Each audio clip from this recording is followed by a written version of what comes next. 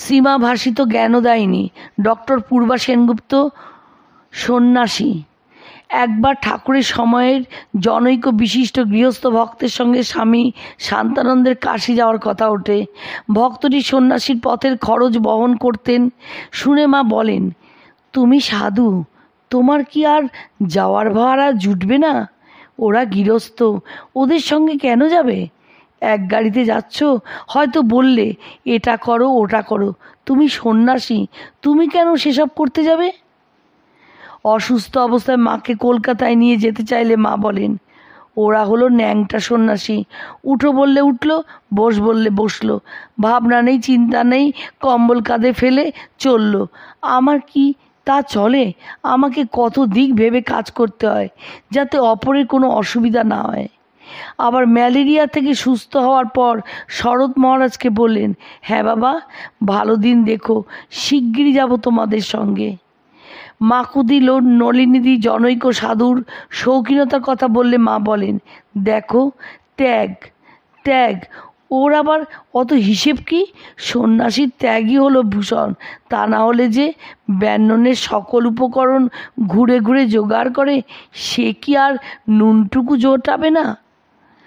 মায়ের এক দীক্ষিত সন্তান সন্ন্যাসী হওয়ার উদ্দেশ্যে বাবা মাকে ত্যাগ করলে তার ভগ্ন হৃদয় পিতা মাকে পত্র লেখেন, মা দুঃখ প্রকাশ করছেন, হায় না জানি বৃদ্ধ ব্রাহ্মণ আমাকে কত অভিসম্পাত করছেন।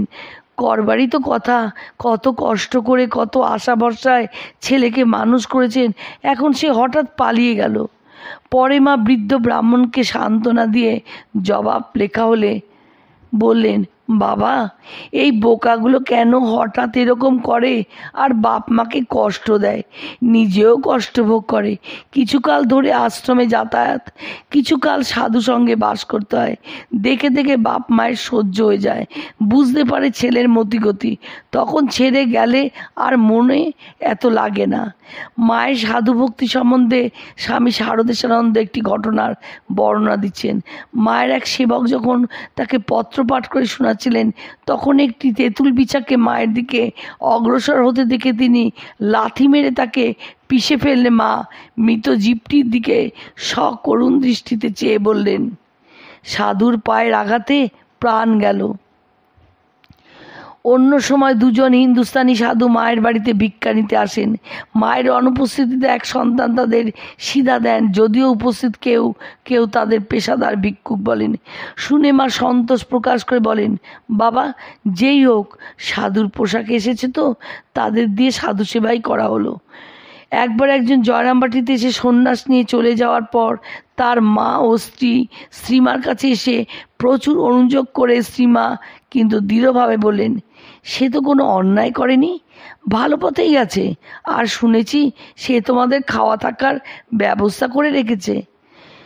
জনৈক বিবাহিত গৃহস্থ সন্তান মার কাছে সন্ন্যাস প্রার্থনা করলেন। মা বলেন, তুমি একমাত্র পুত্র, তোমার গর্ভধারণীর অন্তরে আমি ব্যথা দিতে পারবো না। পরে শ্রীমা বললেন, তার মা যদি সন্ন্যাস গ্রহণ করতে অনুমতি দেন তবেই হতে পারে।